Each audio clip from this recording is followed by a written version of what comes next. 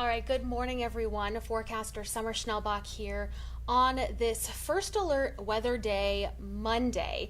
We're starting off the work week on an active note in parts of the region. Not everyone is under the umbrella of this first alert weather day, but what we're looking at is severe storm potential along and south of the I-94 corridor. So we're going to dive right into your forecast. I'm going to keep this full screen so you can see the graphics fully as we walk through this. So we're primarily looking at a significant damaging wind event, potentially a derecho with the greatest risk in South Dakota, northeastern South Dakota, and portions of western Minnesota, developing this afternoon and continuing into the evening hours.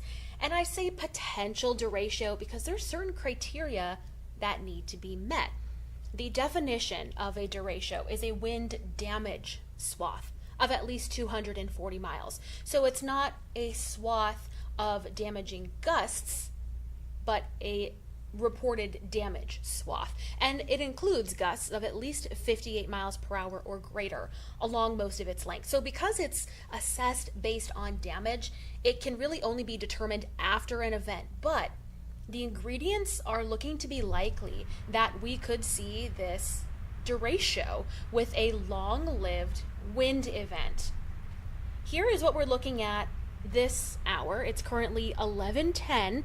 I know we usually bring you these updates around 10 o'clock in the morning, but I really wanted to spend some extra time diving into the forecast to really see how this morning convection, the storms that we're seeing right now, oops, just meant to zoom in there, but the storms that we're seeing right now, how this could impact what could unfold this afternoon. And in fact, I want to read a little snippet from the National Weather Service office in Minneapolis, because this really helps to paint the picture.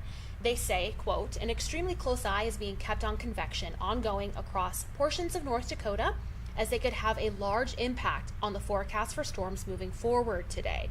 The main impact of this cluster of storms would be an earlier start time to our prime storm period, as opposed to the later timing handled within the convective allowing models, which have not resolved this cluster of storms so far." So yes, some of our forecast models aren't showing the current conditions very well. So I spent a lot of time looking through the models, and we'll take a closer look here in a minute. But we have seen some severe thunderstorm activity in central North Dakota today, and we'll see if it lets me pop on that warning box. See if I can pause it. We're seeing this severe thunderstorm that's just south of Bismarck. It's going to pass just to the northwest of you in Hazleton, if you're in that area. Currently warned for quarter-size hail and gusts up to 60 miles per hour. But as these storms crossed into North Dakota this morning, they were producing radar-indicated gusts upwards of 70 miles per hour, along with a large hail threat as well. Okay, so let's get to the forecast. This model, it's not perfect on showing the current conditions, but it's the best one that we've got. Okay, so there is a little bit of uncertainty there, and I really want to be able to communicate that uncertainty, all right? So taking a step in time, we're looking at this initial complex of storms weakening a bit as it tries to move into eastern North Dakota. However, that doesn't mean our storm threat is over. Still some isolated rain and some thunderstorms before the main event into this evening. This is 6:30 p.m. Watching a couple of areas here. We've got the one area south of I-90 in South Dakota. We've got another near the Watertown, South Dakota area, and another area I'm watching right here along the North Dakota-South Dakota border. Watch what happens here. Could see a couple of stronger storms move through our viewing area. This complex moves through, and then these thunderstorms lift to the north and east as well. So let's take a few more steps in time. This is now 10:30 this evening. The storm's taking on this bow shape, bowing segment.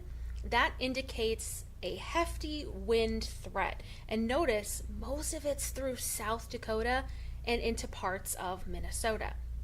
Walking forward a little bit more, this is just after midnight. This line of storms continues to bring a damaging wind threat. Then that clears out, bringing us some quieter conditions through the overnight. Let's break down these specific threats now across the tri-state area. So within our viewing area, there's some parts highlighted in the red. That's an enhanced risk for significant wind gusts. Where you see these black hatches, that is the significant kind of color coding there. And there is a high risk for significant wind gusts in these areas highlighted in pink, just as we saw parts of northeastern South Dakota into parts of, I guess that's southwestern Minnesota. There is where we could see gusts exceeding 80 miles per hour. Now, we do still have an elevated risk of damaging wind gusts here highlighted in yellow. We could see gusts around 60 to 80 miles per hour. The areas in black, that's where we're looking at no risk. Looking at the tornado threat, generally within North Dakota, there is not a tornado threat. It's not till you get into that same area of South Dakota. Overall, a pretty low risk, but within those lines of storms, we could have some embedded tornadoes. So just something to watch out for if you live here in the southern Red River Valley. Maybe you're traveling, you have friends and family in the area. Maybe you want to give them a heads up that we're looking at a significant wind threat, isolated tornadoes, and to a lesser extent a hail threat. But there is still a hail threat, an elevated hail threat. You could see hail up to about ping pong ball size hail, between an inch and an inch and a half in diameter. And again, the black, no risks. So the Northern Valley going to escape the more damaging severe weather threat, though could still see some rain and some showers. So there's a lot that we are watching for later on into this afternoon and into the evening. But again, full transparency, there's a lot of disagreement still between the models. And as the Weather Service folks in Minneapolis pointed out, it really depends on how this morning plays out. I know that's frustrating to hear. It's frustrating as a forecaster. We want to have this clear picture, what's going to happen when it happens. But what we're looking at is the possibility of these storms kind of contaminating our atmosphere. But another thing they point out that I'll read here, quote, "The forecast remains a dynamic situation with multiple potential scenarios as to how storms will play out. So be sure to check back for further updates as we progress throughout the day." This is very much going to be one of those days where you want to check back, especially if you live in these areas across the southern Red River Valley, for how this will play out. In the meantime, I will be back on Valley News Live at noon on KX4.